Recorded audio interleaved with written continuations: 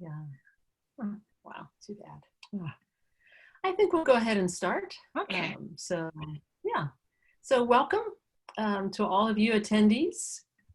This is a webinar sponsored by the Office of Ministry of the Church of the Brethren.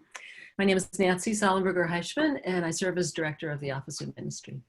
And so we welcome all of you. We have over 90 persons registered for the webinar, and they're coming on one by one here. If you, I saw in the names that many of you are from the Church of the Brethren, but there are many names I don't recognize, so welcome. And if you are not familiar with the Church of the Brethren, I'd invite you to visit our webpage at www.brethren.org to learn more. Today, I'm delighted to welcome two very special panelists who will join in conversation together. Dr. Grace Ji-Soon Kim is Professor of Theology at Earlham School of Religion in Richmond, Indiana. Grace is the author or editor of 19 books and speaks and travels widely on a variety of topics all across the globe. She received her MDiv from Knox College at the University of Toronto and her PhD also from the University of Toronto. And she's an ordained minister of Word and Sacrament within the Presbyterian Church USA, the nation. So welcome, Grace. Dr. Denise Kettering-Lane is Associate Professor of Brethren Studies and Director of the MA program at Bethany Theological Seminary, also on the campus of Richmond, Indiana. And she received a BA in Religion from Ashland University in Ohio, a Master's in Theological Studies from Candler School of Theology, and completed PhD studies at the University of Iowa. And Denise has done extensive study and research on German pietism, specifically related to gender issues, and writes and speaks throughout the Anabaptist and Pietist world particularly. So welcome to both of you. Before we get started, I would encourage our attendees to participate by using the chat function, which I see some of you are already doing, which is wonderful.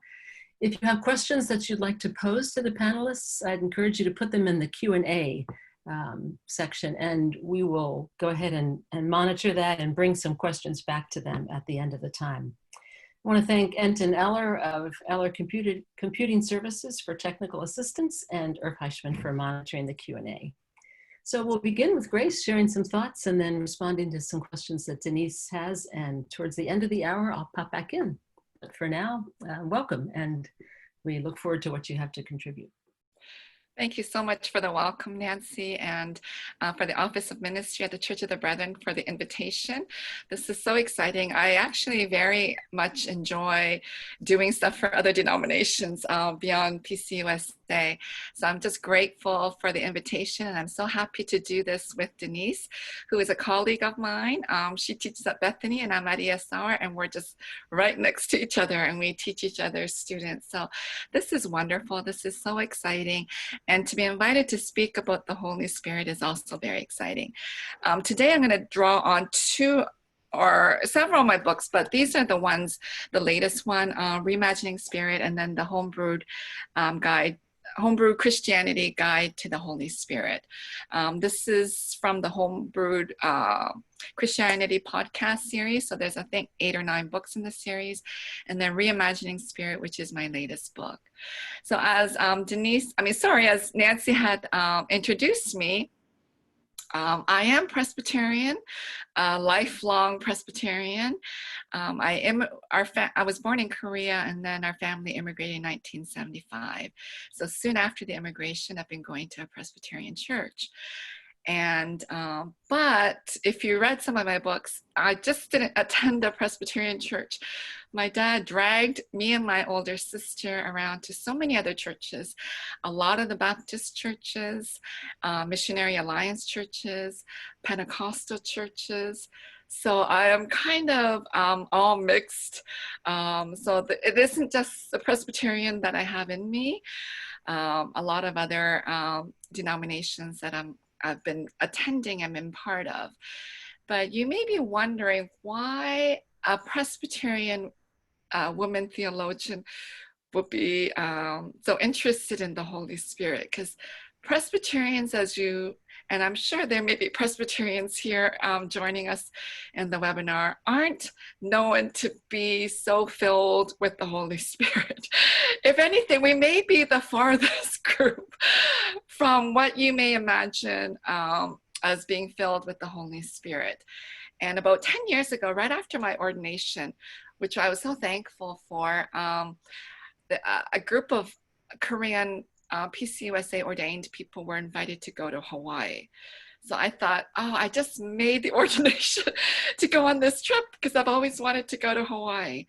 And so maybe there were about 20 of us on this trip to Hawaii, visiting churches. And majority of the churches that we visited were United Methodists. And, you know, I thought this is kind of weird. A bunch of PCUSA Korean pastors going to some Methodist churches. And near the end of the trip, one of the superintendent kind of explained to us why there are so many Methodist churches in Hawaii. And he went ahead and said, on the mainland, when the PCUSA and United Methodists were deciding where to send their missionaries, United Methodists decided to send them to Hawaii, and PCUSA decided to send them to Alaska. So then a bunch of us all sat around and thought, wow, that gives a new meaning to the phrase, the frozen chosen, because we are always so kind of quiet in our pews, and we may be the farthest from those who are filled with the Holy Spirit. So you may be wondering why a Presbyterian theologian is so interested in the Holy Spirit. Well, it's because the Spirit is poured on us, or we are filled with the Spirit in so many different ways.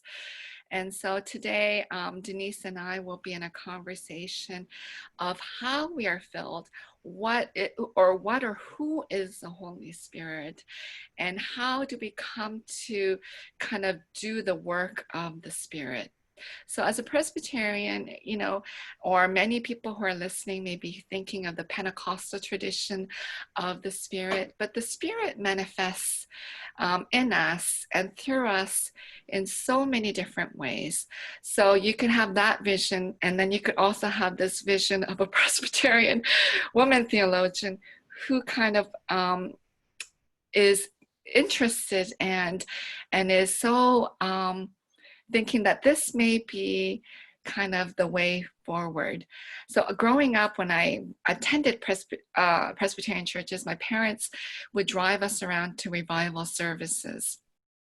And many of them were the Pentecostal revival services. I grew up in a small city, London, Ontario. So it was about 2 hours to Detroit and 2 hours to Toronto. So weekends, my parents would drive us.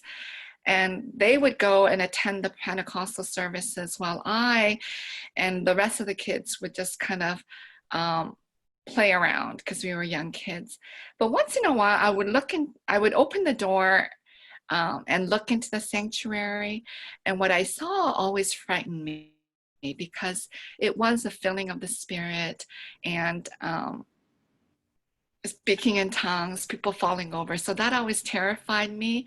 So from that young age until I finished my PhD, which is in the 30s, and it wasn't soon after I finished, it was about 5 or 6 years later that I began to be more interested in the Spirit. So it took me a long time to be interested from my childhood experience.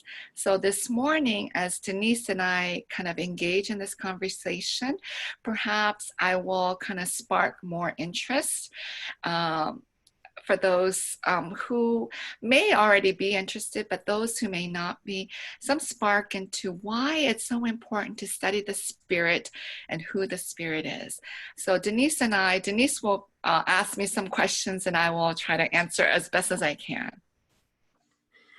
Okay, so one of the things that you talk about in your book is you have, or in Reimagining Spirit, is you have kind of 3 metaphors that you're really working with, or ways of thinking about the Spirit. The Spirit is light, the Spirit is breath, and the Spirit is vibration. And so brethren have tended to maybe use like the adjective forms of those, like in hymns sometimes. There are hymns that use language around like the rushing winds from the Pentecost story, or penetrating light, those sorts of things.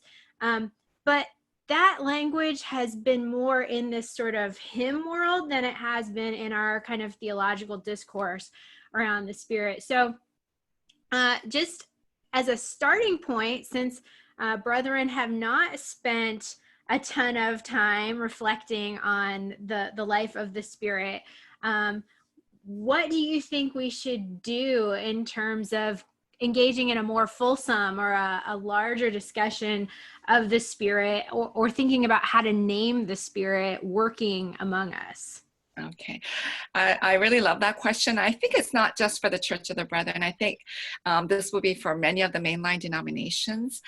Many theologians, Sally McFague, who an important theologian, eco-feminist theologian, she had a book a long time ago, Metaphorical Theology, talking about metaphors and how metaphors help us in understanding who God is. We use these metaphors to kind of get into the mystery of God. So in much of my own theological journey, I've always talked about the mystery of God. And as a theologian, the only kind of tool that we have are words.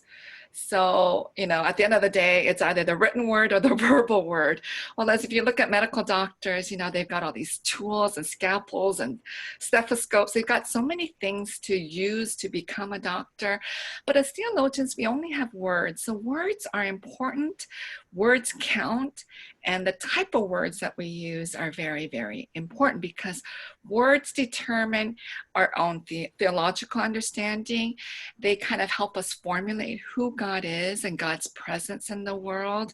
So I emphasize words. And, Denise, as you and I teach in a classroom, that's the only thing that we have. We may just have words or the written word, and we evaluate much of our students involved by the written word too, or the oral word. So words within the church, as a Presbyterian, our big focus of our worship service is the spoken word, the preached sermon, while as other denominations, that may not be the focal point. So as Christians and as theologians, the words are so important. So, kind of writing this, it was a long journey, because I do write a few things in my previous books that I wrote on the Spirit. But here I was struggling with what words can I use to talk about Spirit? So as a Presbyterian and as many Christians, we're Trinitarian, thinking about God as Spirit, as the Father, the Son, and the Holy Spirit. So what words can I use? And so, these, wind and breath are very biblical. So that was easy, because in the Old Testament, it talks about the Spirit as Ruha. One classic example would be when the Israelites were fleeing Egypt. They came to the Red Sea, and what are they going to do? So Moses puts up his staff and he divides the sea. This gush of wind comes, the Spirit of God comes, the wind comes and separates the sea. So there are various images of the Spirit as wind. So actually, to backtrack a little bit, the Hebrew word for spirit is ruha, which is translated as wind, breath, the Spirit of God, the energy of God. So those are the ways that we translate it. And in the New Testament, the New Testament, many seminary students come and they may not know what language, or even in the church, what language the New Testament was written in, but written in Greek, and the Greek word is pneuma. So, and the Greek word pneuma is also translated as wind, breath, energy, spirit, the life-giving Spirit of God.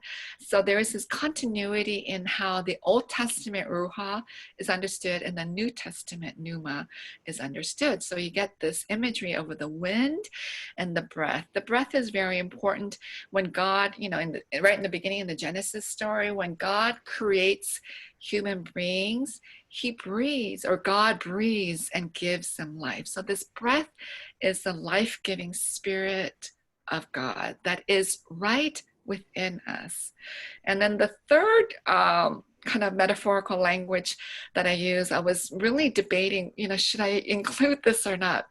And I included a little bit in previous books, but then I decided to expand it a bit more. In this reimagining spirit is the word vibration.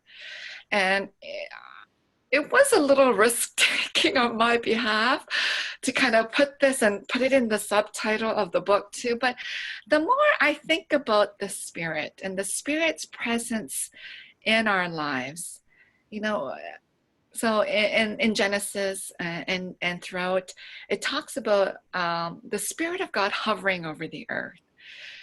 When God creates the world, again, the importance of the word, God speaks, let there be, and there is. And then God says, it is good. So everything is done through the words. And when I was younger, in high school, I loved sciences. I loved math. I loved biology. I loved chemistry. The only subject I did really poorly and I couldn't get over was physics. But I'm thinking, I wish I paid more attention to my physics teacher so I can get a better grasp of this vibration. But when we think about the whole world is just filled with vibration. So the light is vibration. The sound, those who are listening in our webinar is listening to the sound waves and the vibration. So everything around us, nothing is static. And God is not just here on this earth. God is in the solar system.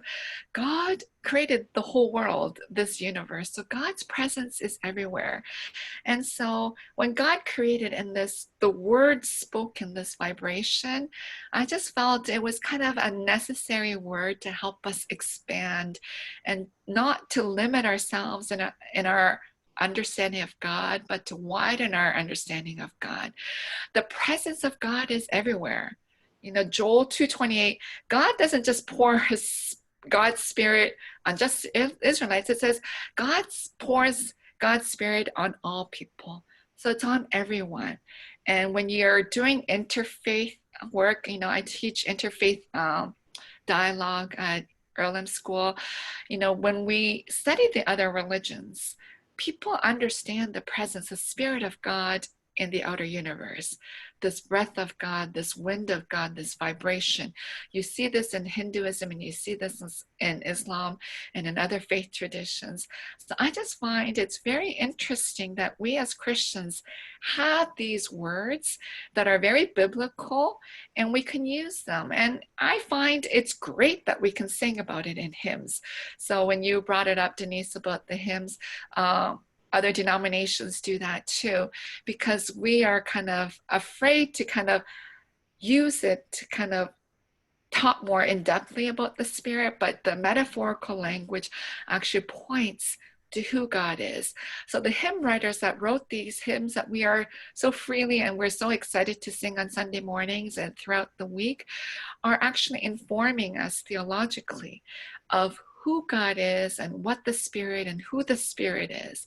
And these languages, whether we believe it or not, do impact our own theological depth and understanding, and it challenges us.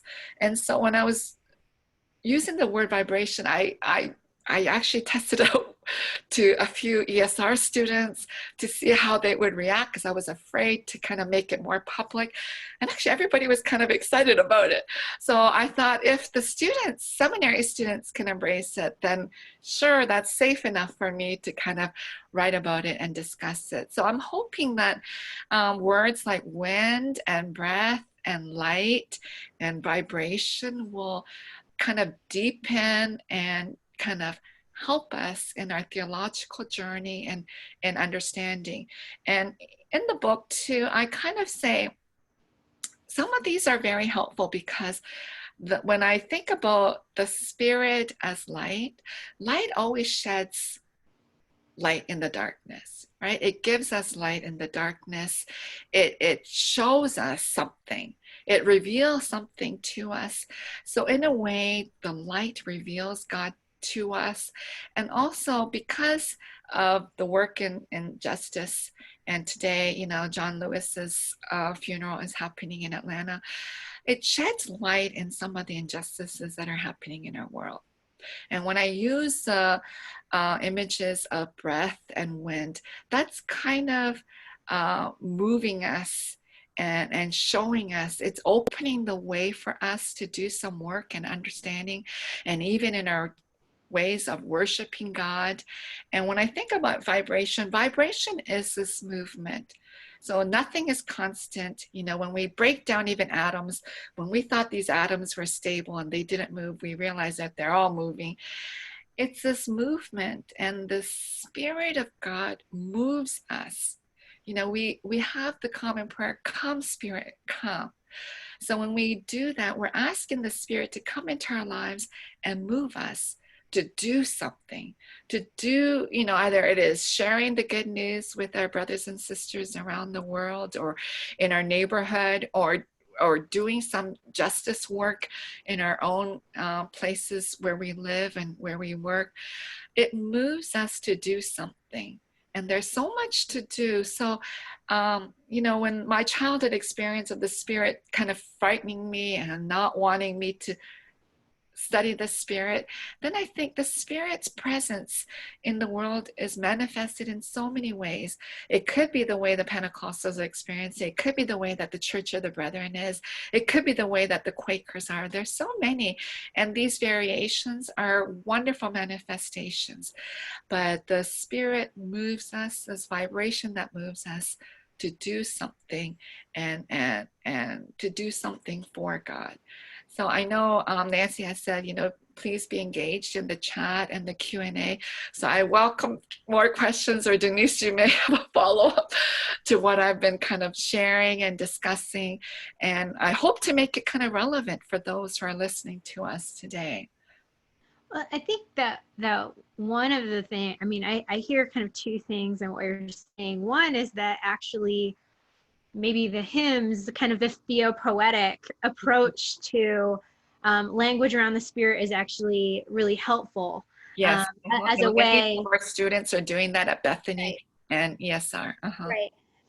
But I also hear the move that you make when you're thinking about the Spirit is that we don't just think in these metaphors, but they actually motivate us to action. And I think one of the challenges we might have as brethren folks is that our motivation for social action often comes because of our attention that we pay to Jesus, and particularly passages like the Sermon on the Mount, the Sermon on the Plain, these sorts of passages that have lots of ethical ramifications, right? And so, but what I'm hearing from you as kind of a challenge and maybe a way to kind of fill out this picture is that that is well and good, but that we can also think about how the Spirit is kind of motivating us into social action, so that it's not just the words of Jesus, but like this is actually kind of a Trinitarian movement. So could you say a little bit more maybe about that?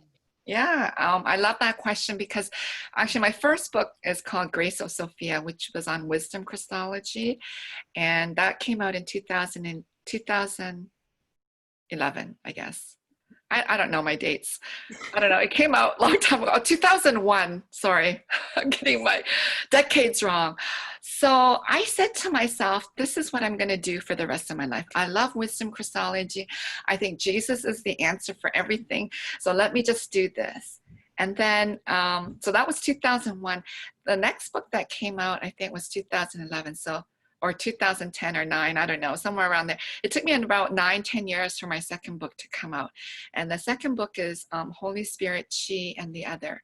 So I couldn't write for about 10 years.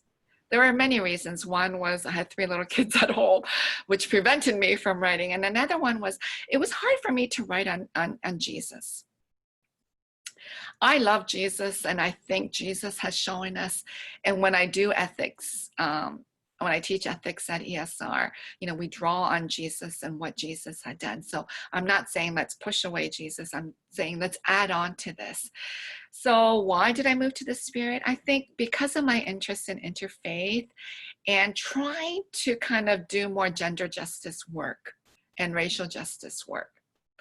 So for those who are on social media, these days, because of what happened with George Floyd and all these civil rights leaders are now slowly passing on and passing away, there were all these posts on social media about God is white, right? So I think as a theologian, is God really white? Or did we make God white, right? And then this whole movement that Jesus is white. So I grew up with a white Jesus too. I had that picture of Jesus, white Jesus, in my living room. My mother put it up there, and we had it for decades in our living room. In my 20s, when I was in seminary, I went to India for the summer. Presbyterian Church in Canada sent me to India for the summer. And when I went to India, the churches all had that same white Jesus hanging up and in people's homes. So this white Jesus has spread around. And if you go to Korea, you'll see the white Jesus too hanging up on their churches. So this whiteness of Jesus and God, this has been a little problematic for those who are racialized in this world and living in here in the US or around the world. When I think about Asians, we make up half the world population, so we're about 50% of the world.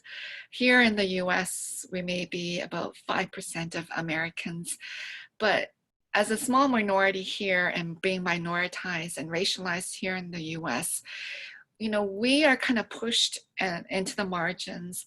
And then Christianity also does a little bit of that too, by keep emphasizing this whiteness of God and whiteness of Jesus.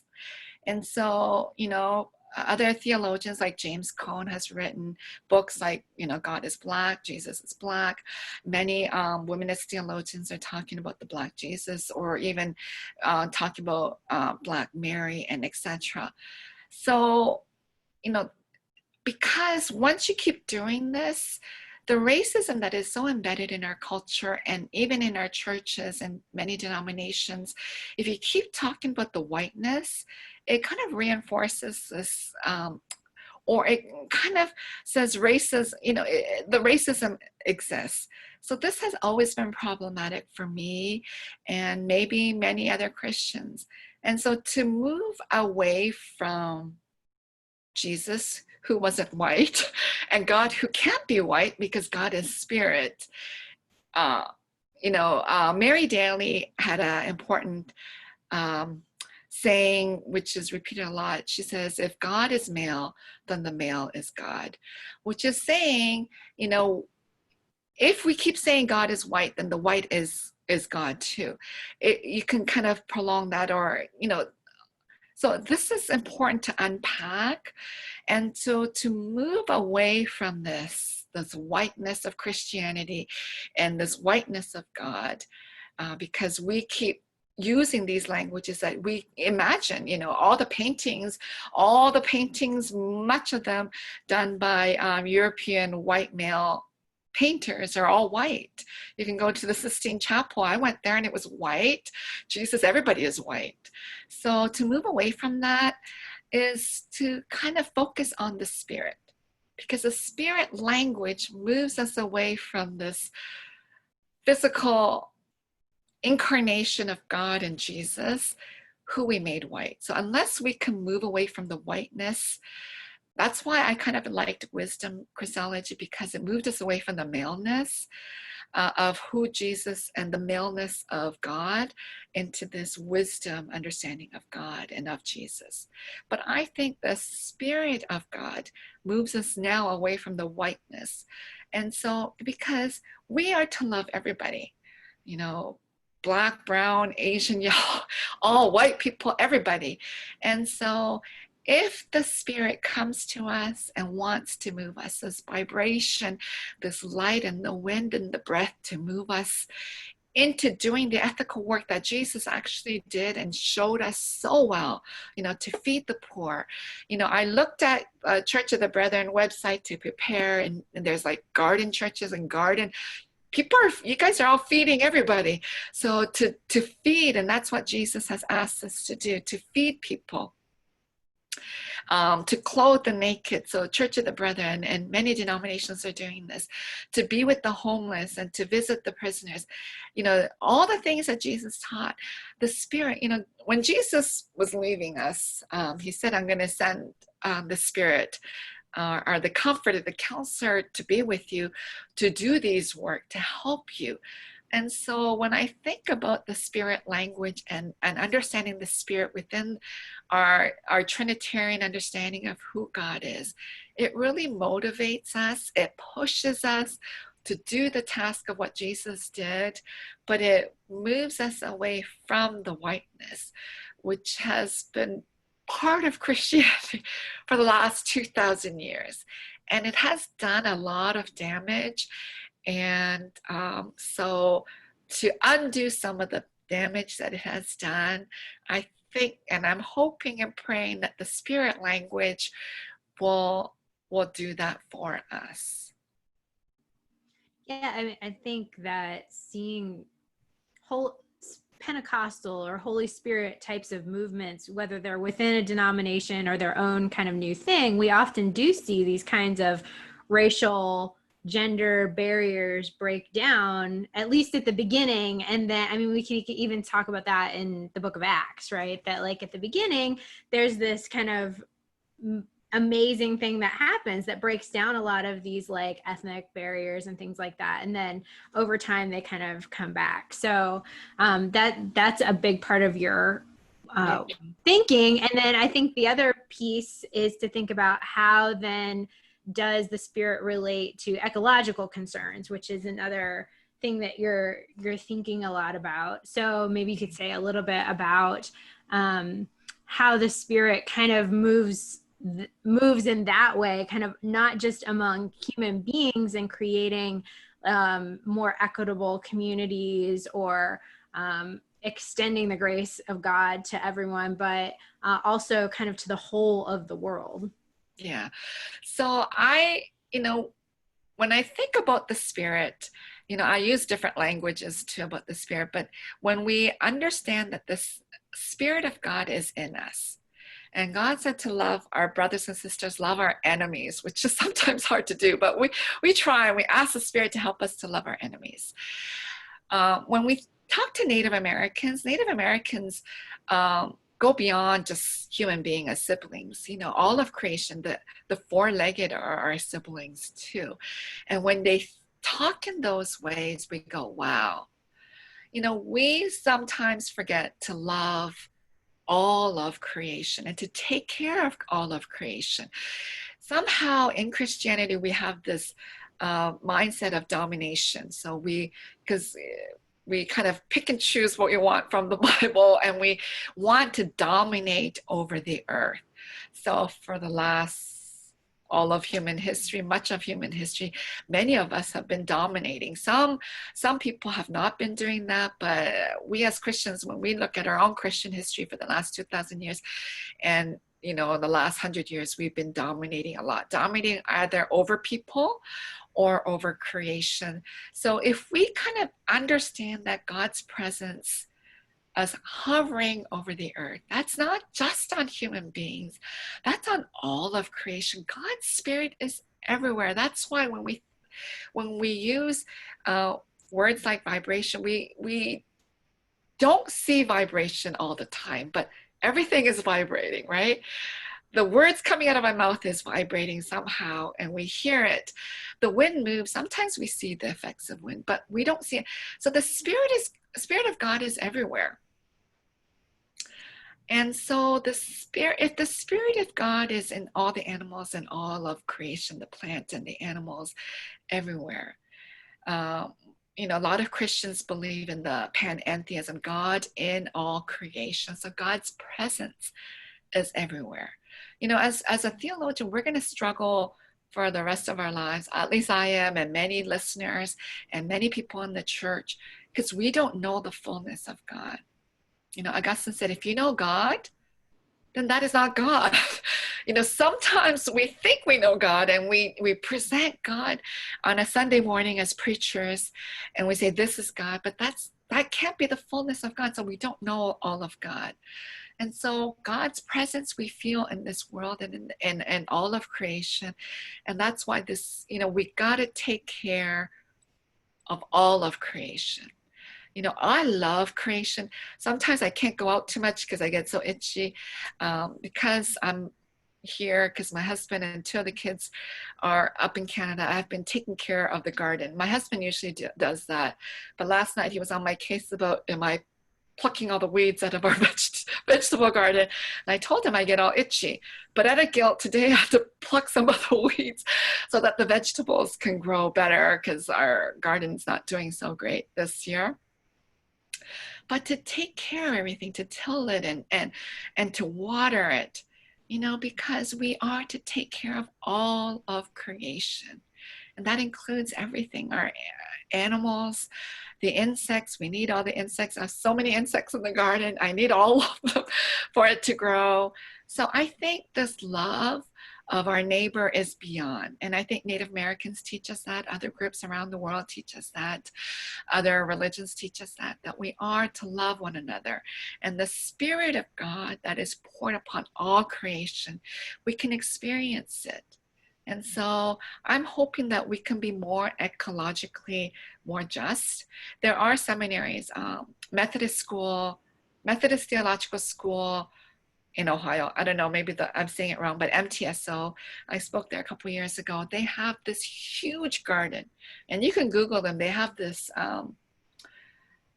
what is it when the machine hovers over and takes pictures? What are those things called? Drone? Yeah, they have a drone going, and their vegetable garden is enormous. It's like a farmer's, it's like a farmland, but they own a lot of land, and they grow chickens and so forth. They have a huge ecological project and they invite theologians and professors to come. They have an enormous project, and I think other people are doing that. So I'm hoping that, Bethany and ESR, I don't know how much land we have, but we can grow. We get so afraid of growing tomatoes. We love to grow flowers in our lawn, but we get so afraid to grow vegetables. But I think we should be able to grow these things and show students and show the world that we can feed each other. Once you grow, there's gonna be so much that you can't throw it away, right? So you got to give it to your neighbors and friends. They may not want it, but they may pass it on to others. But we can grow it in our churches too. I've been to many churches. I preach at churches where they grow, and it's so much that they have to give it to their neighbors. I think we are to feed one another and help one another, and the Spirit kind of moves us to do that. So another question that I have is that, so historically, Brethren have had kind of an interesting relationship with the Spirit, because when the early Brethren came about in the 18th century, it was with all these other pietists, and some of them said, oh, well, we're getting direct revelation from the Spirit. We don't need the Bible anymore, which the Brethren kind of rejected that. And then when they came to America, they were very skeptical about kind of revival meetings because of the emotionalism that provoked, and feeling like an emotional response to God might not always be kind of a faithful response to God. So how might we think about maybe thinking about those kind of emotional pieces? I mean, you talked about that kind of in your childhood and being kind of intimidating, or, so how do we think about those? And then how do we think about that in relationship to what you're offering, which seems to be a much more kind of social justice oriented action, so that the movement of the Spirit isn't just about provoking kind of emotional pietistic responses, but also kind of to action in the world? Yeah, that's another important question too. I think, Christianity kind of born in the Greco-Roman world, and that influenced how Christians thought of everything, and that included God too. So the Greco-Roman world, influenced by Greek philosophy, is very dualistic. So everything is dualistic. So you've got heaven and earth, male and female, wisdom, spirit, emotion, rational, logos, and logos and wisdom. So everything is kind of dualistic. It's split.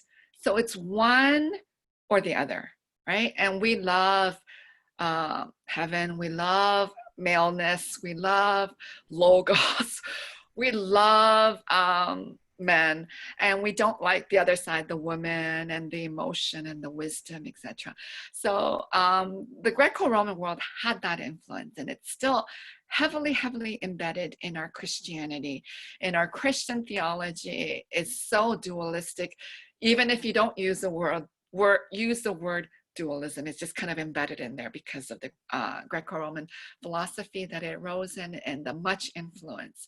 So being an Asian American, you know, I grew up in Canada and US, but still a part of me has this influence with the Asian influence. And in many parts of Asia, it's not dualism, you know, it's not one or the other. It's always been both and, right? So one of my latest book I co-wrote with Dr. Susan Shaw, called Intersectional Theology, is kind of moving in that everything intersects. It's always both and everything is messy. So I'm hoping that we as Christians kind of move away from this dualistic framework, so that emotion is not bad, but it's good. We don't just need the social justice, we need everything. So all this mixing and intertwining, you know, yeah, I was afraid of the Pentecostal movement because they were so emotional to me.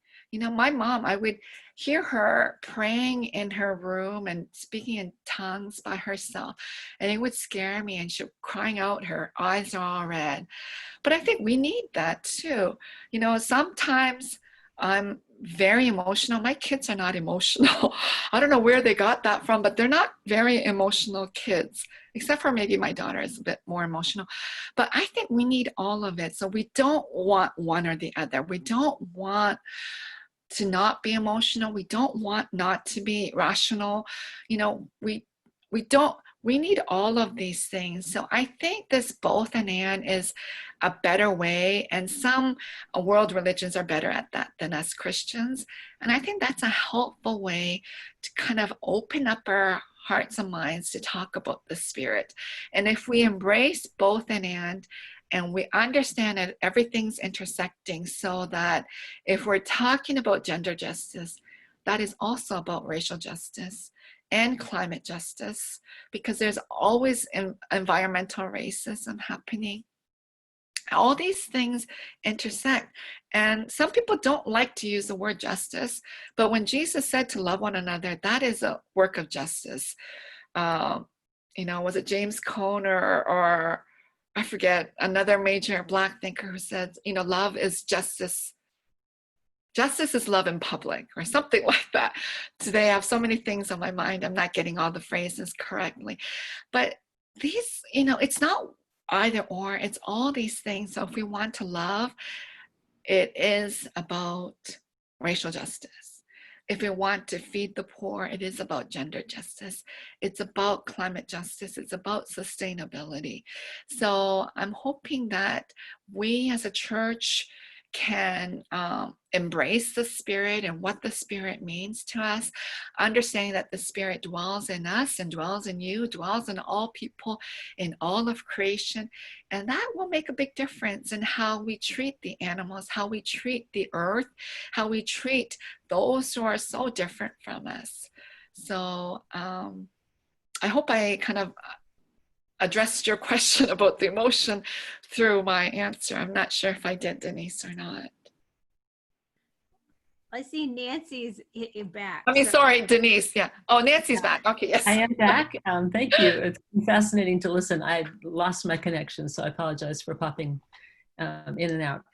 There are wonderful questions in the Q&A. We have over 65 people present, so we can't possibly get to all the questions, but there's some they're all very helpful questions. One question came in from Susan, who said, Peter Wolf said there are 3 prerequisites to being filled with the Spirit: faith, desire, and an emptying of self. And she wonders if you could speak to emptying as part of the filling of the Spirit. How do those two work together?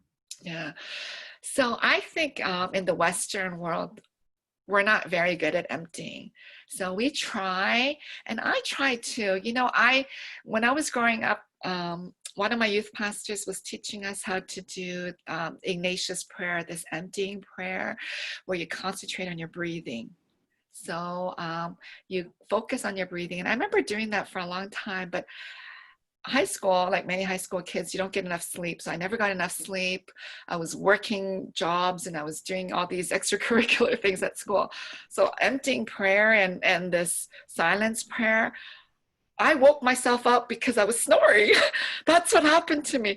I think it's very, very hard for us to practice this emptying because we're bombarded by so many things. We can't even sit still because we got to check our phones. We got to check our email. So many things are happening to us. Everybody's advertising to us. Everybody wants us to listen to this and listen to that, watch this, watch that. So in the Western world, it's very hard to do this emptying. So it takes a lot of practice. I still have a hard time doing, emptying and focusing. But one of the ways that people can try, that Susan can try and others, is trying to focus on our breath. And you think that's kind of silly, but many religious people have been doing this for hundreds of years. Christians have been doing this for a long time, borrowing from other kind of faith traditions, this breathing in and out to empty ourselves. So when we're breathing, it's so natural. After a child is born, you smack them to make sure that if they cry, then they're breathing, right? If they don't cry, they're not breathing. And then you got to do something as a doctor or a nurse. Breathing is so natural. We don't think about breathing. But when we kind of sit down, it can be for a minute. People can start with a minute. Some people do this for like hours. The centering prayer of just breathing in and out, focusing on the breath. And that is one helpful way to empty. So when we're breathing in and out and focusing on our breath, it's a way to empty ourselves. And as we empty ourselves, we ask the Spirit to come. Another thing with Christianity, we're so task-oriented. So we got to do all these things. We got to do all these things. Other cultures and other faith traditions may not be so focused on the doing, but on the emptying. So I'm not saying one or the other is good. I think we need both of these. So once we empty ourselves and we fill ourselves with the Spirit then can move us to do the things that we need to do. So I'm hoping that is one way to do our emptying. And other, like the Buddhists have been doing this for thousands of years, and they are able to do it very well. And I know Catholics have borrowed this from the Buddhists to kind of center themselves and to empty themselves and focus on the breath. And the breath of God, remember, also the breath is the breath of God. Thank you, Grace. I'm going to pose a question, I think now, as much to Denise as to you, really. There have been a number of questions that have been posted about the influence of pietism on the Church of the Brethren, and how has the understanding of the Holy Spirit changed over the centuries for us as our own particular tribe? How has that influence shaped us, and how do you see the presence and expression of the Holy Spirit in the life of the Church of the Brethren today, from your perspective? In 5 minutes. So, I was going to say in like 2 minutes, right? So, I would say it's complicated, even from the very beginning. So part of the pietist movement was as much about kind of moving away from dogmatic or kind of doctrinal definitions of Christianity that became really important following the reformations of the 16th century. As we move into the 17th century, everybody's trying to say like, well, this is what we believe and how we're different from everybody else. And kind of in that, there were a lot of folks who felt like they lost any sort of what Grace was talking about, the dualistic piece, right? So people felt like they lost the kind of emotional heart connection to faith. And so part of the Pietist movement was an attempt to, through a lot of devotional practices, kind of reignite that sense of feeling the presence of God, whether that was through conversion experience or direct revelation, all that sort of thing. So, Alexander Mack, when he comes around in 1708, part of what motivated him in 1706 to get interested in Pietism was this kind of more expressive way of worship, of preaching, of studying the Bible together, all of those sorts of things. But then he ends up kind of differing with some of the other Pietists, like I said, because some of the other Pietists, like the Inspirationists, end up saying, well, we don't really need the Bible because we have the Spirit, and the Spirit is just going to give us knowledge. And Mac is like, whoa, hold the horses. Like, that's maybe not what we're going after either. So that's kind of how Pietism, in a very quick sort of nutshell, ends up coming into the Brethren movement. But the Brethren were also cautiously aware of the possibility that the gifts of the Spirit might be manifested in their presence. And so we see in colonial America, for example, the story of Catherine Hummer, who was having these visions. And it comes to annual meeting, like, what should we do about it? And they're like, well, wait and see.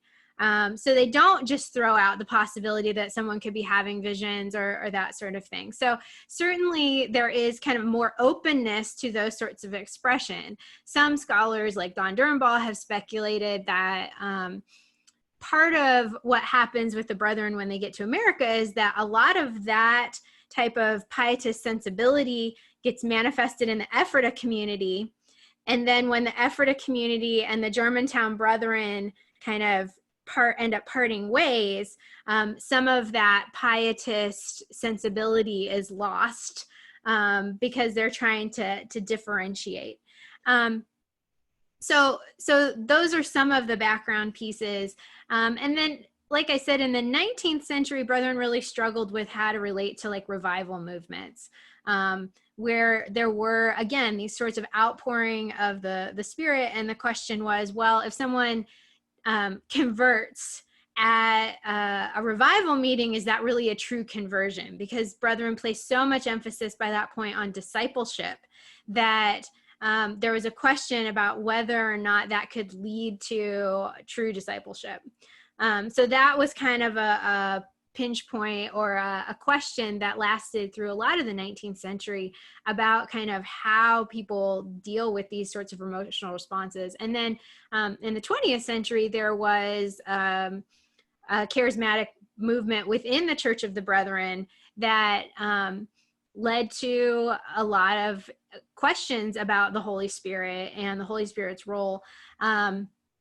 Dale Brown wrote a book, Flamed by the Spirit, kind of in response to that, because there were some congregations that ended up leaving because they wanted to become more affiliated with Pentecostalism. So it's been kind of an up and down, just historically, way of thinking about, well, what is the being open to the Spirit and Spirit movements, while at the same time kind of hesitant about how that impacts discipleship and unity within the body and those sorts of things. So I don't know if that completely answers the question, but someone can always email me and we can talk about it more. True. That gives a really nice summary, though, of kind of how we've worked at that in the Church of the Brethren. Before I go into another question, Grace, do you want to say anything about that? Or No, it was so good. I was like, we need to do a whole thing on that one. So thank you, Denise. That was so interesting. Yeah, exactly. Maybe Yeah. for our last question, I'll go back to one that was posed fairly early on, but relates nicely to the title of this webinar, which is a question from Hart saying, how do you imagine the Spirit as the disturber of the status quo?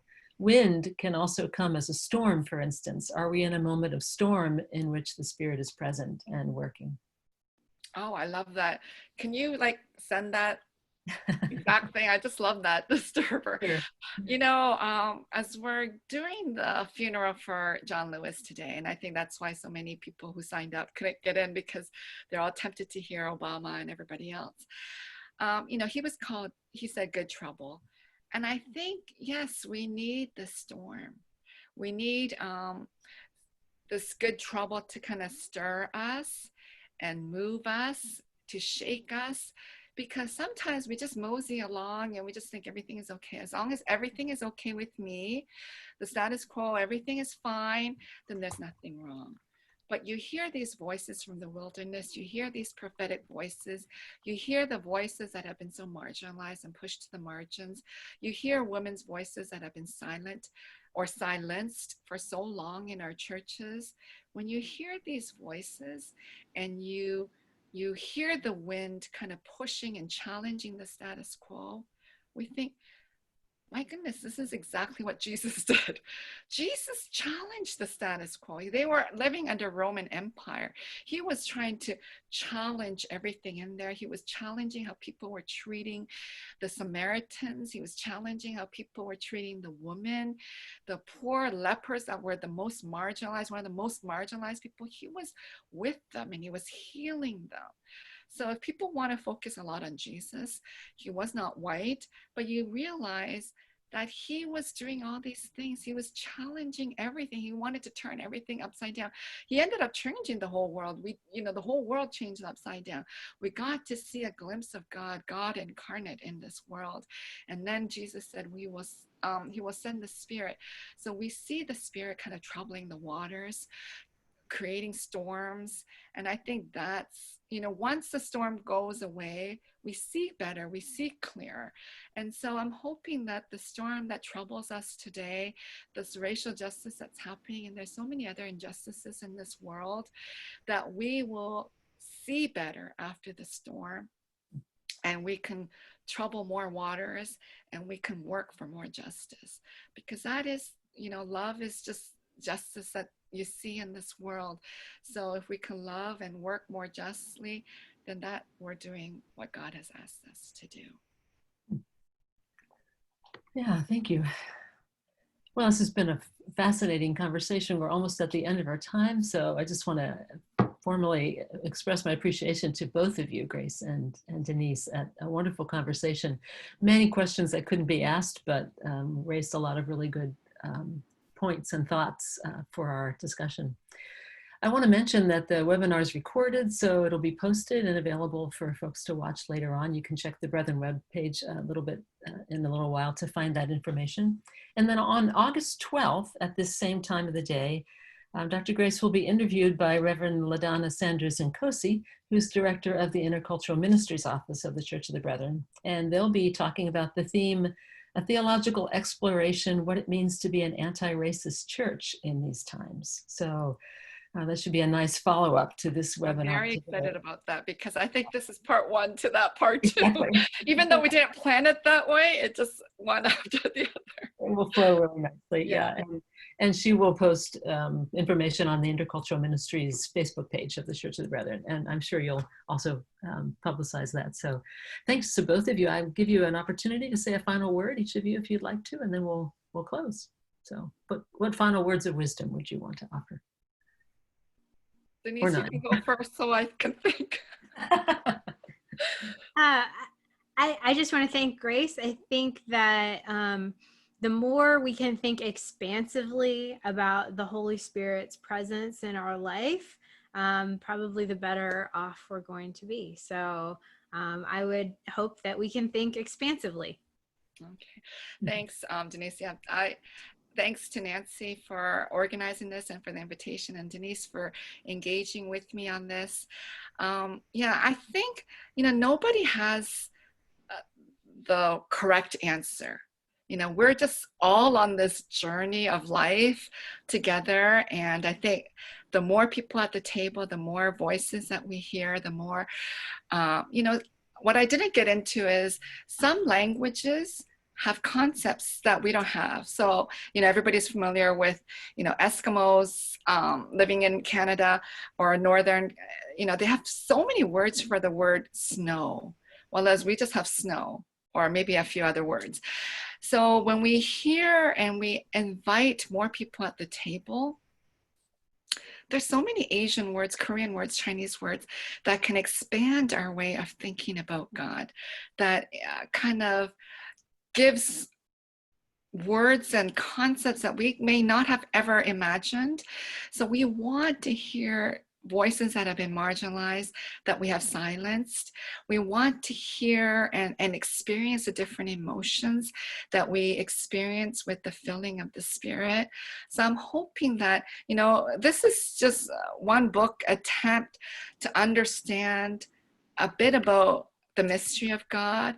And so I want to keep discussing this, keep engaging with great thinkers like Nancy and Denise, different denominations like Church of the Brethren and Quakers and Presbyterians and Methodists and Catholics, everyone that's listening. And so if you want to keep engaging, you can email us like what Denise said, and we can continue the conversation, because it doesn't end here. I'm hoping that the things that you've heard, maybe you didn't agree with, maybe you agree with, will kind of challenge you to trouble the waters and be good troublemakers in this world, to work for justice and do what God has commanded us, which is to love one another and love our enemies and to love God. And to do that, we need different people to help us along the way. So I'm just appreciative of what the Office of Ministry is doing, and for inviting someone like me, who is just one theologian, an Asian theologian, but to allow me and give me this time to share. I'm so grateful. So I'm hoping that we can listen and hear more voices. Thank you. Thank you, Grace and Denise. Just one final word for participants, that if you registered for CEUs when you signed up, you should be getting a certificate from the Brethren Academy. So stay tuned for that. All right, thanks to both of you and to all the attendees who were able to join, and to our tech help. And encourage you to have the rest of your day be blessed. So thank you all. All right.